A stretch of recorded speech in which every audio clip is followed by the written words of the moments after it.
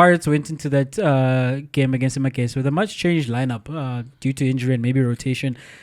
And they got turned over 3-2, Chuck. What happened? What went wrong? It was two issues that you need to solve at once. And we only found that it was two issues on the day because I think if you're going to go that open, then you need to be secure at the back, of which I don't think we had the best pairing because between Sasani and Nosbisa, I don't think there was a leader there. And I don't think there was a player who was playing long enough or often enough to be switched on because when you look at the two goals that were conceded, right, CBC is looking at the guy who's going to score the first goal and not doing anything about it. It comes through late.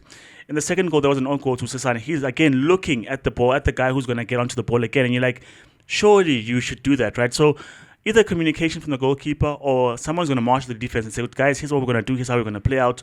Because if you've got that defensive stability at the back, then you can go and play forward-thinking players, aggressive players in your midfield.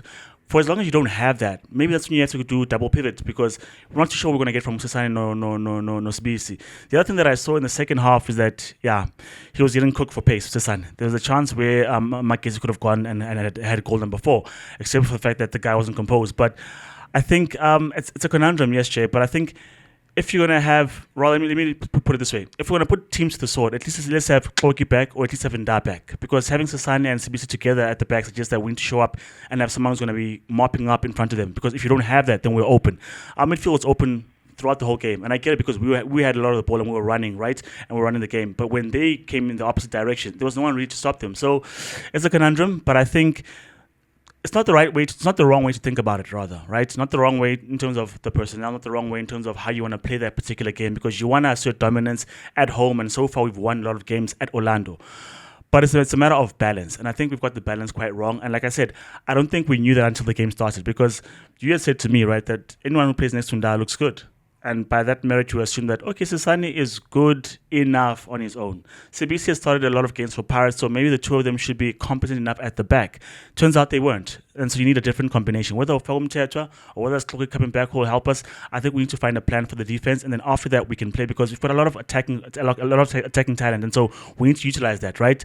But in terms of what went wrong, other than that, I do think Magesi were able to exploit the frailties in the defense of Pirates. Van Rooyen is the type of fullback who is better offensively than he is defensively. Hoto is not a traditional fullback, also better offensively than defensively, which is something you see. Actually, you see the same thing with Kaizer Chiefs and Mamelodi Sundowns in terms of they do empty those fullbacks and they send them quite high offensively, which leaves gaps, right? And what Magesi did was exploit that gap because the cross to the back post, and I think this is what other teams should do against the Orlando Pirates.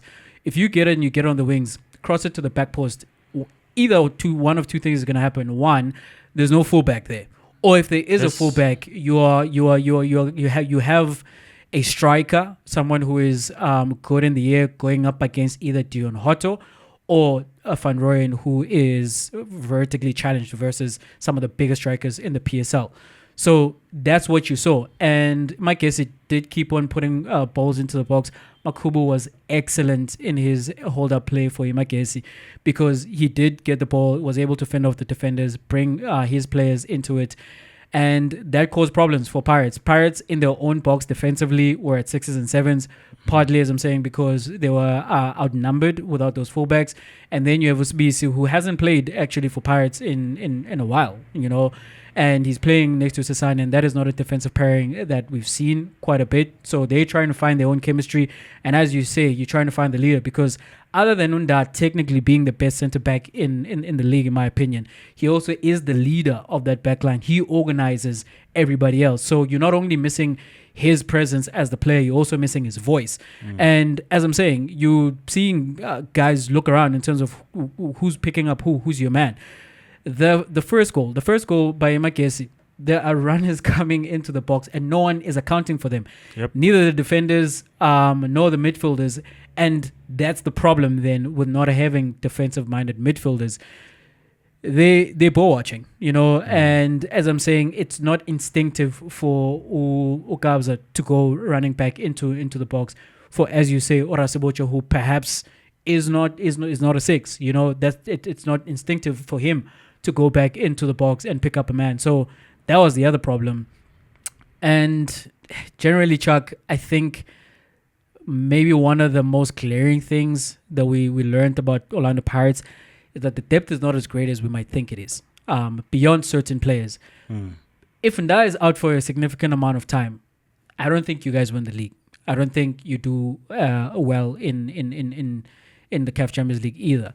Now, the reports that we've had up to this point is that he's going to be out until the end of the year. So if he's only out until December and he's back in January and he's fully at his best by the time we hit the first derby of the year, which is in February, I believe, then we are still good. But the question is, what are Orlando Pirates going to look like in his absence? You know, and then in that midfield as well, if Talent Mbata is also out for a significant amount of time, I think the depth behind him with regards to someone who's going to come in and approximate what he does, that's also going to be a problem. Those two players, Unda, Nombata, they need to be available soon.